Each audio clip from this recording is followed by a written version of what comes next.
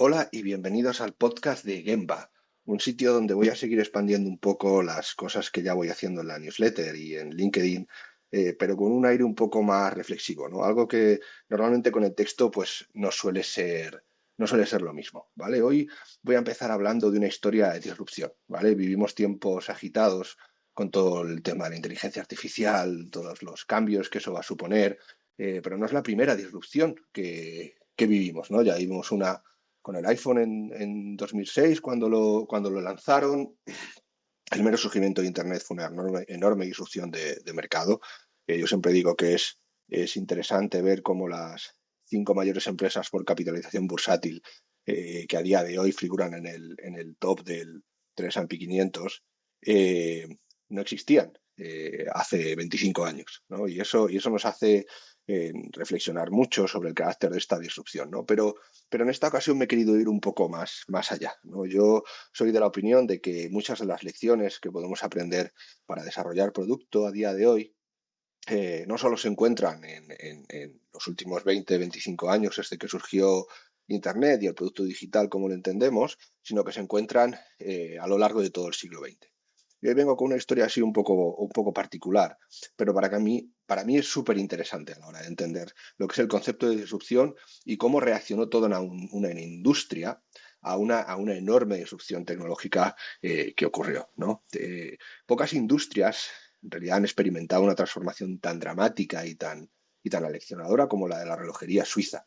Este sector, que estuvo al borde del colapso en los años 70, no solo logró sobrevivir, no solo logró superar esa disrupción, sino que se reinventó en torno a un nuevo concepto y pasó de ser un negocio artesanal a convertirse en lo que podríamos decir es el paradigma, ¿no?, del lujo y la excelencia hoy en día.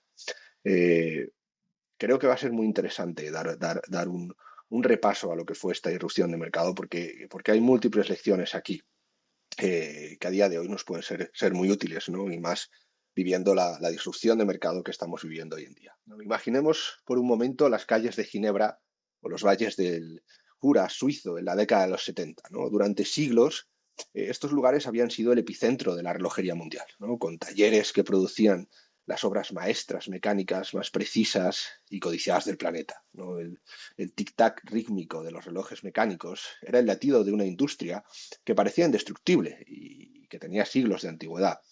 Sin embargo, en el horizonte se avecinaba una tormenta que amenazaba con silenciar para siempre este rítmico sonido, ¿no? La crisis del cuarzo, que fue como se llegó a llamar en aquel momento, cayó sobre la industria relojera suiza como un meteorito. De repente, los relojes de cuarzo, principalmente producidos en Japón, inundaron el mercado mundial. Eran más precisos, más baratos y requerían menos mantenimiento que sus contrapartes mecánicas. Marcas como Seiko y Casio lideraban esta revolución tecnológica, mientras que muchas empresas suizas, aferradas a su tradición centenaria, se resistieron al cambio en esos momentos, ¿no? El impacto fue devastador. En cuestión de unos pocos años, el número de empleados de la industria relojera suiza se desplomó de 90.000 a apenas 28.000. Marcas centenarias cerraron sus puertas y el pánico se apoderó de regiones enteras, cuya economía dependía de la relojería. La crisis del cuarzo no solo amenazaba con destruir una industria, sino que estaba erosionando el tejido mismo y la identidad suiza. No debemos de olvidar que la relojería está muy vinculada a la cultura de ese país centroeuropeo, ¿no? Sin embargo, como suele suceder en los grandes relatos de superación, y todo esto va mucho también de una reinvención de toda la industria, la adversidad en este caso se convirtió en un catalizador de una transformación absolutamente radical. La industria relojera suiza, en lugar de rendirse ante la superioridad tecnológica de los relojes de cuarzo, aunque hizo sus intentos, e intentó también subirse al cuarto del cuarzo, pero al final optó por un giro estratégico bastante audaz y bastante visionario desde mi punto de vista, ¿no? Toda esta reinvención comenzó con un cambio de perspectiva que fue fundamental, ¿no? Los líderes de la industria comprendieron que no podían competir en el terreno de la precisión y el bajo coste. Era imposible. Y en su lugar decidieron apostar por algo que los relojes de cuarzo no podían ofrecer. Algo como la emoción, la tradición, el estatus. De esta forma, los relojes suizos pasaron de ser simples instrumentos para medir el tiempo a convertirse en objetos de deseo, en símbolos de estatus y en obras de arte para la muñeca. Y para mí esta es una lección muy interesante, porque fue una disrupción de carácter tecnológico, fue una tecnología superior la que disrumpió todo el contexto de la relojería suiza, ¿no? Y quizá lo más fácil, lo más intuitivo hubiera sido intentar subirse al carro de esa tecnología o intentar inventar una tecnología mejor, ¿no? Sin embargo, la idea fue otra. La idea fue irse más allá de ese mero concepto del producto como funcionalidad, como algo que resuelve un problema, en este caso medir el tiempo o saber la hora, e irse a un ámbito en el que normalmente no solemos trabajar cuando construimos producto, o en el que nos suele costar más trabajar porque es mucho más intangible, ¿no? Y es esa emoción, ¿no? Es ese estatus, ese golpe a lo emocional, a lo aspiracional, donde encontraron una vía para competir, aún teniendo un producto desde el punto de vista tecnológico peor que el que había venido a irrumpir el mercado, como eran los relojes de cuarzo, ¿no? Este reposicionamiento implicó un cambio radical en todos los aspectos del negocio. La artesanía, que antes era simplemente un medio para lograr precisión, se convirtió en un fin en sí mismo. Los relojeros suizos comenzaron a celebrar la complejidad de sus mecanismos, no por su utilidad práctica, que evidentemente eran incomparables con la precisión de los mecanismos de cuarzo, sino por su belleza intrínseca y su virtuosismo, que representaban un concepto distinto de lo que la tecnología podía ofrecer. Encaminaron la tecnología para que la propia tecnología per se generase una emoción en el usuario. ¿Vale? Los escaparates de las tiendas de relojes se transformaron en galerías de arte, ¿no? Donde cada pieza contaba una historia de tradición, de innovación, de excelencia, ¿no? Y el marketing de este sector también experimentó una revolución. Las campañas publicitarias obviamente dejaron de centrarse en la precisión cronométrica para empezar a evocar emociones y aspiraciones, ¿no? Un Patek Philippe ya no era solo un reloj, era una pieza de historia que se transmitía de generación a generación. Famoso es el claim de marketing de Patek Philippe en el que dice que uno nunca es propietario de un Patek Philippe, uno simplemente está guardando ese reloj para que lo reciba la siguiente generación, ¿no? Rolex ya no solo marcaba las horas, era un compañero de grandes aventuras de vida, ¿no? Ese Submariner, ese reloj de aventureros, constituyó una nueva forma de acercarse a la relojería desde el punto de vista de una aspiración personal, de una redefinición incluso personal. El 50 Fathoms, por ejemplo, de Black Pain, siguió un poco en esa línea, ¿no? De explorar los grandes horizontes oceánicos, empezaron a vincular a figuras como la de Jacques Cousteau y como esos grandes aventureros del siglo XX que tanto en su momento llegaron a la sociedad y trajeron ese aire de aventura que tanta importancia tuvo, ¿no? A finales del siglo XX, ¿no? Esta narrativa emocional resonó con un público que buscaba algo más que funcionalidad en sus posesiones, que buscaba algo más que saber la hora, ¿no? Está el chiste famoso que a mí me gusta mucho en el que dicen que cuando tú miras tu reloj de muñeca Casio sabes la hora que es, y cuando ves en tu muñeca un Rolex o un Patek Philippe o uno del más Piguet, lo que sabes es cuánto vale tu tiempo, ¿no? Más allá de estas bromas casi más a modo de meme, sí es cierto que se trasciende la mera funcionalidad para empezar a evocar sentimientos y emociones a través del producto y de la tecnología, recordemos, inferior de ese producto, a los que sí no se va a poder llegar, simplemente con la mejora tecnológica del cuarzo, ¿no? En medio de esta transformación surgieron figuras visionarias que redefinieron lo que un reloj podía ser. Si bien en el área del producto digital, Dieter Rams, ingeniería industrial con sus productos en Brown, es una referencia para todos, pues el Dieter Rams del mundo de la relojería, que surge también en estos momentos, tuvo un enorme impacto, ¿no? Su nombre era Gerald Genta, y muchos lo consideran el Picasso de la relojería.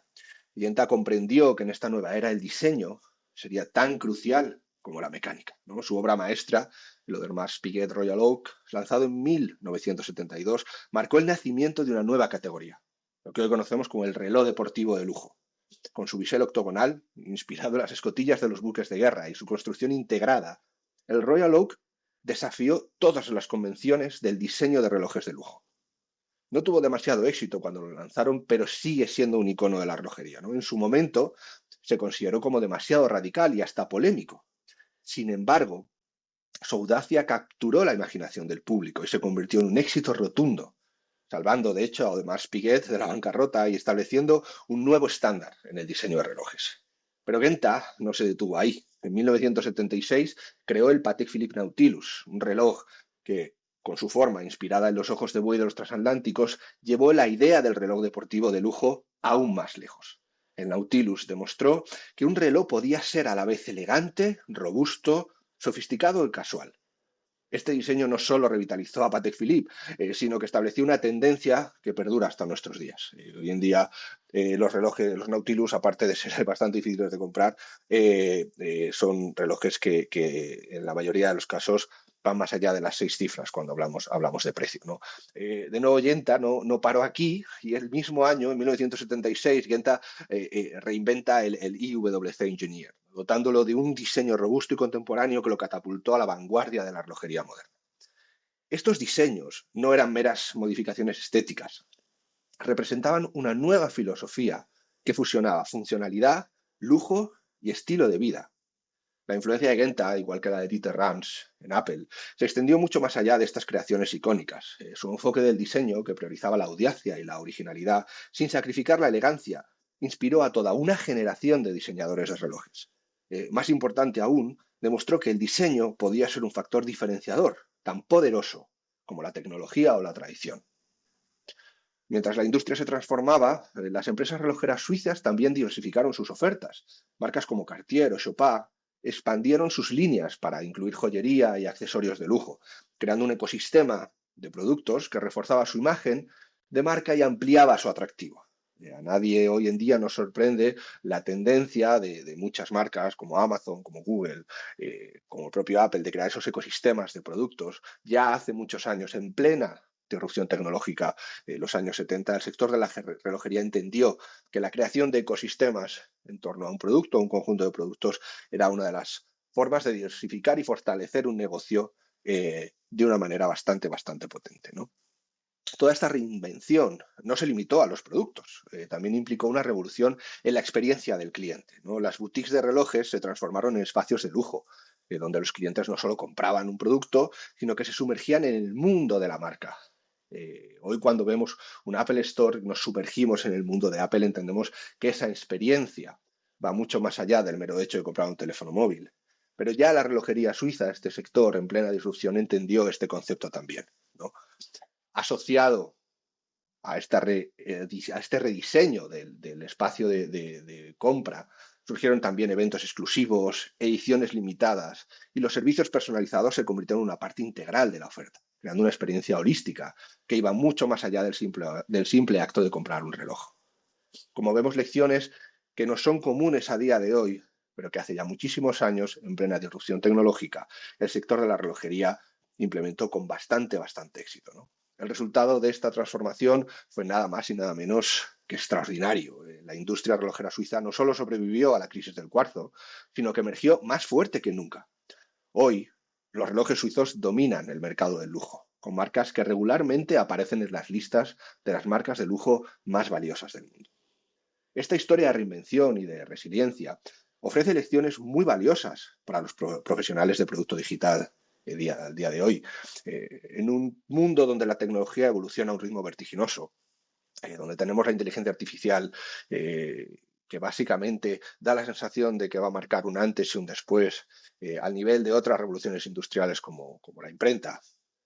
La experiencia que estoy narrando hoy aquí de la industria relojera suiza nos recuerda que el valor de un producto no siempre reside en la superioridad tecnológica. Es más, solamente la tecnología no es capaz de crear un producto que sea capaz de llegar a los usuarios. Para mí, la primera lección es la importancia de la narrativa. Los relojes suizos no solo venden un producto, venden una historia, venden una tradición, una forma de vida. En el ámbito digital, crear una narrativa convincente alrededor de tu producto puede ser la diferencia entre ser una herramienta más y convertirse en una parte integral de la vida de tus usuarios. Ya sea una app de productividad o una red social, la clave está en conectar emocionalmente con el usuario, en ofrecer no solo funcionalidad, sino sobre todo ofrecer significado.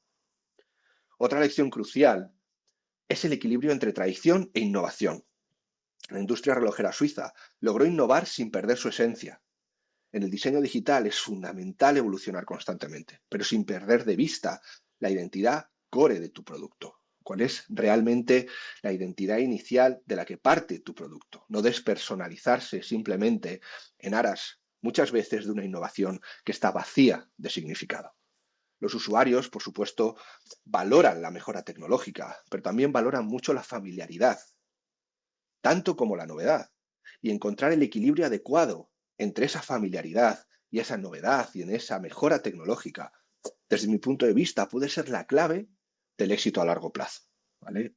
El concepto de escasez y exclusividad tan hábilmente manejado por las marcas de relojes de lujo hoy en día, sobre todo, donde básicamente vas a una tienda con el dinero para comprar un reloj y no te lo venden, también tiene aplicaciones interesantes en el mundo digital, ¿no? Aunque la naturaleza de los productos digitales tiende hacia la abundancia y la accesibilidad, crear experiencias exclusivas o contenido limitado puede aumentar significativamente el valor percibido y la fidelidad del usuario. No olvidemos el caso de Twenty en su día en España, que llegó a tener 15 millones de usuarios y donde los primeros miembros de esa red social solo podían entrar mediante invitación. Un ejemplo más donde esa exclusividad es algo que puede servir de acicate, de palanca, para hacer crecer tu producto, llevándolo mucho más allá del simple crecimiento por volumen, ¿no? De nuevo, el enfoque Gerald Genta, como hemos visto antes en el diseño icónico, para mí ofrece una lección valiosísima a la hora de entender el desarrollo de producto digital. ¿Vale? En un mar de apps y de plataformas digitales, crear una identidad visual distintiva y coherente puede ser un factor diferencial. No se trata solo de estética, sino de crear una experiencia de usuario que sea instantáneamente reconocible y memorable. Sin duda, a día de hoy, Apple es de las empresas que más ha conseguido tangibilizar esta idea. Pero encontramos, y es una cosa que a mí me gusta mucho reseñar, y la vamos a reseñar en muchos de los capítulos de este podcast, que encontramos muchísimos ejemplos en el producto físico que nos pueden ayudar a hacer muchos mejores productos digitales. No nos vayamos siempre a las referencias tradicionales porque hay mucho más allá que aprender de los Apples, los Google, los Amazon, los Facebook y las 4 referencias que tenemos a día de hoy la mayoría de los profesionales de producto digital, ¿no? Pero quizás la lección más importante sea la adaptabilidad. La industria relojera suiza se enfrentó a un cambio tecnológico disruptivo brutal, muy similar al que se enfrenta hoy en día muchas empresas con el surgimiento de la inteligencia artificial, como comentaba al inicio del podcast. Y en lugar de resistirse, encontró una forma de reinventarse. Esta flexibilidad, esta disposición a pivotar cuando fue necesario, fueron cualidades indispensables para la supervivencia del sector. Y desde mi punto de vista constituye una lección de grandísimo valor para todo profesional de producto que se encuentra especialmente abocado a un entorno enormemente disruptivo con una competencia salvaje. Por último, la forma en la que los relojes de lujo han creado un sentido de pertenencia y estatus también ofrece inspiración para las plataformas digitales. Crear una comunidad exclusiva, los sistemas de reconocimiento y formas de expresión personal dentro de las plataformas digitales pueden aumentar muchísimo el engagement y, por lo tanto, la lealtad de los usuarios, ¿no? En conclusión, y por no extenderme más, la transformación de la industria relojera suiza nos recuerda que, en última instancia, el éxito de un producto no depende solo de su funcionalidad o de su tecnología, que para mí es la gran lección que podemos extraer de esta historia y que es de gran importancia porque parece que muchas veces si nuestra tecnología no es la mejor de las tecnologías no podemos desarrollar un producto exitoso, ¿no? Para mí el éxito radicó en su capacidad para conectar emocionalmente con los usuarios, contar una historia convincente y ofrecer una experiencia única y valiosa. Desde mi punto de vista, tener esta capacidad de conectar emocionalmente con los usuarios siempre va a permitir generar productos más exitosos, más diferenciales, que simplemente tener una ventaja tecnológica por grande que ésta sea. Y desde luego ya os digo que la ventaja tecnológica que tenía el cuarzo frente a los relojes mecánicos era enorme, enorme, ¿no? Como profesionales del producto digital, creo que podemos inspirarnos en esta historia para crear productos que no solo sean útiles, le aporten valor al usuario y todas estas cosas que nos cansamos de repetir, sino que sean deseables que generen un sentido de pertenencia y que se conviertan en una parte integral de la vida de nuestros usuarios, generando una capacidad de crear conexiones duraderas y significativas con nuestros usuarios, conexiones que van más allá de la mera resolución funcional de una necesidad, ¿no? La próxima vez que mires tu smartwatch o abras tu app favorita, recuerda la historia de los relojeros suizos que te he contado aquí hoy, y cómo en sus talleres centenarios y en sus diseños innovadores podemos encontrar una fuente inagotable de inspiración para el futuro del diseño del producto digital. Porque al final, ya sea el tic-tac de un reloj mecánico o la interfaz de una app, lo que realmente importa es la experiencia humana que somos capaces de crear. Y hasta aquí el podcast de hoy. Muchísimas gracias por haberlo escuchado hasta el final. Si gusta y tiene éxito, haré algunos más, porque creo que tiene mucho valor el poder ir más allá de los textos que publico en la newsletter, y poder daros un poco una visión más personal, con más opiniones, en un canal que genera de nuevo, igual que los relojes suizos, mucha mayor cercanía, mucha mayor conexión con los usuarios, en este caso con vosotros, que seríais la audiencia. Hasta pronto y un placer.